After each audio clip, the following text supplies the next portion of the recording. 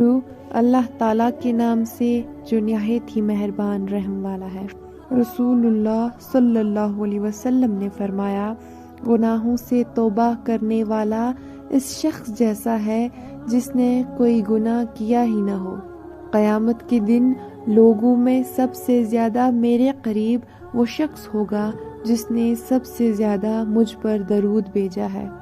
اللہ تعالیٰ کے نزدیک تمام آبادیوں میں محبوب ترین جگہیں اس کی مسجدیں ہیں اور بدترین مقامات بازار ہیں۔